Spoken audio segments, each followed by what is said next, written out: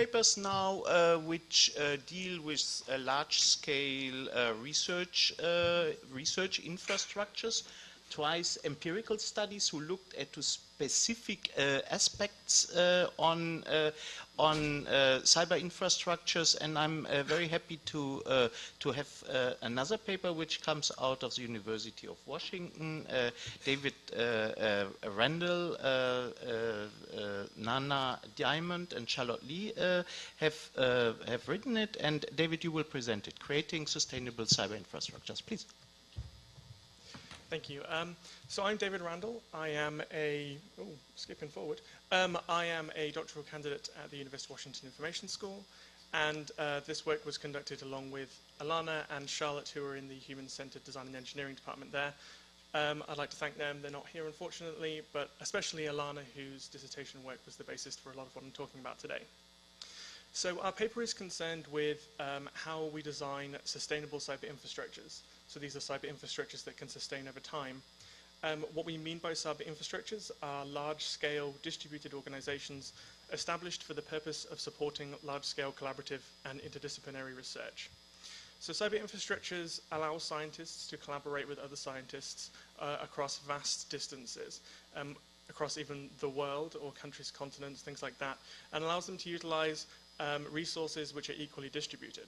This means scientists, particularly at smaller institutions, can have access to technologies and computational processing power which they ordinarily would not have access to, and can also collaborate with others with whom they may not have ordinarily been able to collaborate with.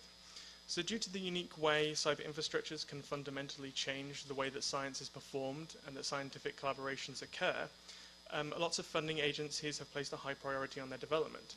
So there is a need to understand how we can create successful cyber infrastructure projects. The problem is that cyber infrastructures are, by definition, very large, multifaceted organizations. They're often embedded simultaneously across social, technical, and organizational entities, and no one entity is in charge because of this. So negotiation is needed between the constituent entities in order to create sustainable cyber infrastructures. When this negotiation breaks down, the tensions between the stakeholders can lead to the collapse of the cyber infrastructure and ultimately the impeding of the scientific research, which is why it's so important for us to understand how to create stable and sustainable cyber infrastructures. Many early cyber infrastructure projects didn't consider how resources would be maintained at the conclusion of the projects, but recent research has established that cyber infrastructures can sustain themselves through a unique process of continually realigning the relationships among the constituent entities. In our study, we build on this research to understand exactly how these entities reposition their relationships in order to sustain cyber infrastructures, and through understanding these relationships, we can better identify how cyber infrastructures can be designed to accommodate such positioning practices from their inception. So the environment in which we studied in our paper is called GENI, the Global Environment for Network Innovations. It originally started as a distributed systems research project, but it has expanded to include domain sciences from many different fields.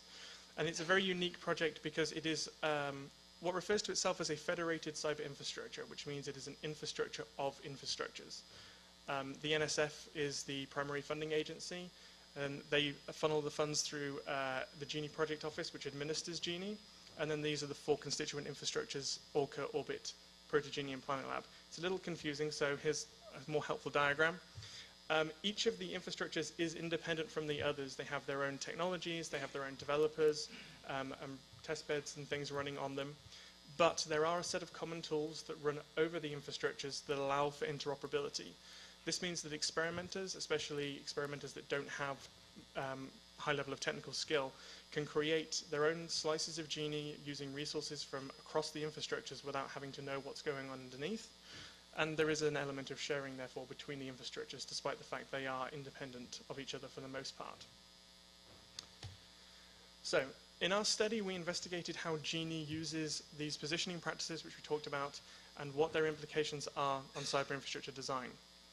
We draw on the frameworks of actor network theory and synergizing as lenses through which to view how GENI stakeholders utilize the various positioning practices to cultivate the relationships necessary to create and maintain a functional cyber infrastructure in order to answer our research question of how do existing cyber infrastructures use positioning practices to develop and sustain cyber infrastructures.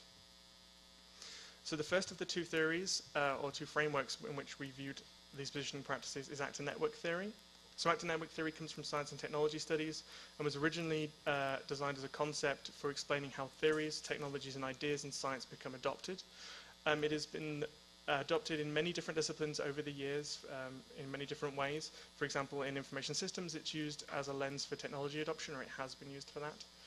And understanding how the interests are positioned in a heterogeneous network is key for us to understand how cyber infrastructures are developed and sustained. Actor networks are large networks made up of actants. These can be both human and non-human. And they bring in outside actants through a process called translation, which has these 4 stages, where the interests of the actor network are translated onto the outside actant. The reason I've highlighted enrollment here is because enrollment is the phase in which this moment of translation occurs. So in enrollment, the interests of the actor network are translated onto the outside actant, and that actant becomes part of the actor network. This makes enrollment and translation sometimes synonymous, but when we talk about enrollment, we are generally referring to the whole 4 stages. The second theory of stakeholder positioning we used is synergizing. So synergizing is introduced as a way to investigate how organizational sustainability and change is accomplished. The theory denotes a process of creating interactions that generate a greater combined effect by successfully utilizing an expansive array of human, technical, and organizational entities. Synergizing allows us to consider the relational structures of cyber infrastructure and how they affect the cyber infrastructure sustainability over time. It contains 2 sub-processes. The first is alignment. This is very similar to the enrollment and translation processes of actor network theory, and it is the work done by stakeholders to bring entities together in such a way as to create a relationship that will function and sustain within the cyber infrastructure. The second process is leveraging, and this is the process of utilizing existent relationships with another entity to reinforce that relationship or to create a new productive relationship with some other entity. So in our study, we conducted 49 semi-structured interviews with GENI stakeholders, and we supplemented those with participant observations of workshops, demos, and other events that take place at quarterly GENI engineering conferences, or GECs, and these are also where the interviews were conducted. We then coded and analyzed this data using a grounded theory approach, which is how we identified actor network theory and synergizing as the frameworks through which to view the positioning practices we observed. And this is a table of the roles in which the stakeholders had. Some of them crossed over roles, especially experimenters and developers. In the early stages of GENI, these 2 roles were very mixed together, although now experimenters tend to be purely experimenters. So our findings show that the various GENI stakeholders engage in 5 different positioning practices. The first is collaborating with domain scientists. Here, the developers within the ORCA infrastructure and the ExoGENI testbed is part of the ORCA infrastructure, collaborate with domain scientists from areas such as computational biology or physics and astronomy, and bring them into GENI by allowing, by adjusting the way that their infrastructure works to make it work for them, to make it work for the domain scientists, I should say. So through this collaboration, the GENI stakeholders are engaged in the translation processes of actor network theory by enrolling the domain scientists into GENI, where those domain scientists may in turn enroll new experimenters.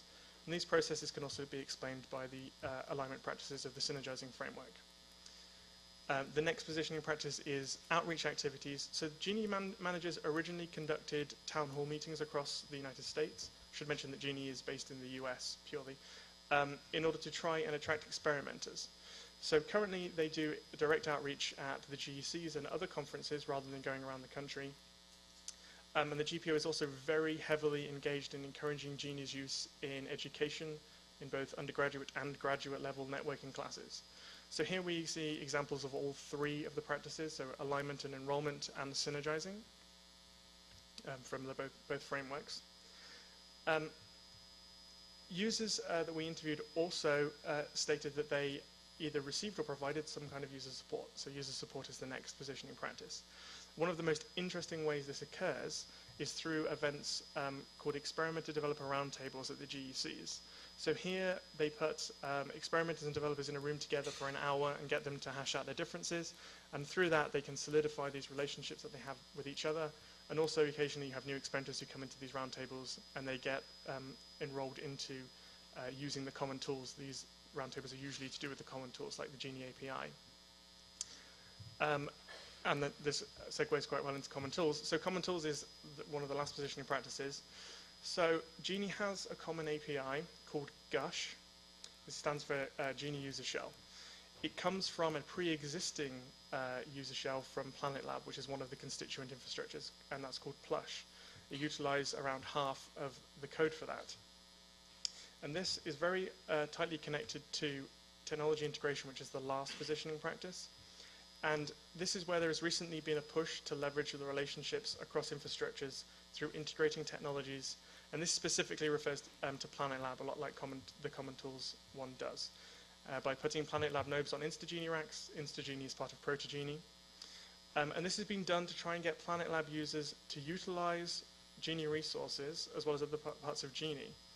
And in discovering this positioning practice, we were led to find a very interesting case about one of the constituent infrastructures, which is PlanetLab.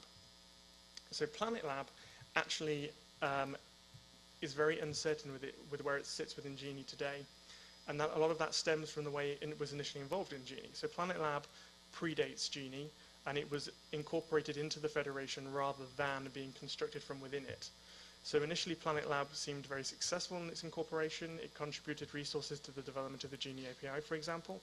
But PlanetLab never actually really integrated itself fully into GENI because it maintains its own API still and its own applications which run alongside GENI's but are fully independent. Its user base is also independent from GENI's as well. So efforts to further integrate PlanetLab into GENI have stalled due to differences in the vision and agenda of both PlanetLab and GENI, and essentially PlanetLab was never fully enrolled. This is also very interesting because one of the other infrastructures, Orca, also pre-existed GENI but has managed to integrate itself fully into the federated cyber infrastructure, unlike PlanetLab did. So our findings show evidence for the GENI infrastructures engaging in the translation processes of active network theory, as well as the leveraging and alignment practices of synergizing. In engaging in the recruitment practices, GENI allows itself to become increasingly diverse, giving it a robust and sustainable user base. However, even while adding new stakeholders, there's still a risk of user attrition over time as the needs of the users change. GENI combats this through leveraging established relationships in order to adapt the infrastructure to meet the changing needs of the users. This is shown when they bring in domain scientists and adjust the infrastructures based on the domain scientists' needs. And this in turn allows them to solidify their already existing ties and open up new relationships as the changes attract new users. So these actions by GENI stakeholders show how active network theory and synergizing are complementary and powerful theories for the design of successful and sustainable cyber infrastructures. This is perhaps best demonstrated not by the success of the many GENI infrastructures, so Orca, Orbit, and ProtoGENI, but rather by the ineffectiveness of PlanetLab's integration into GENI. PlanetLab was unable to effectively leverage the existing relationships or sufficiently align its resources and practices with the rest of the GENI infrastructures, and as a result, PlanetLab's position within GENI remains uncertain, and the infrastructure itself continues in a stagnant maintenance state, underutilized and with a shrinking user base. The other GENI infrastructures, however, did engage in a designed and conscious effort to reposition existing relationships and form new ones in order to help maintain and sustain themselves. This shows the critical importance of active network theory, of the realignment and positioning processes of active network theory and synergizing. The design of cyber infrastructures emerge over time through these processes of stakeholder alignment, enrollment, and through the synergies among developers and the other stakeholder groups. This presents a number of implications for the design of future cyber infrastructures. As we can see through PlanetLab's ineffective integration into GENI, the not designing for the long term can have negative future consequences. Making sure cyber infrastructures are designed from the beginning to incorporate and encourage these continual realigning practices would allow for the creation of sustainable cyber infrastructures and ultimately for the continual development and advancement of scientific research. And I'll take any questions. Thank you.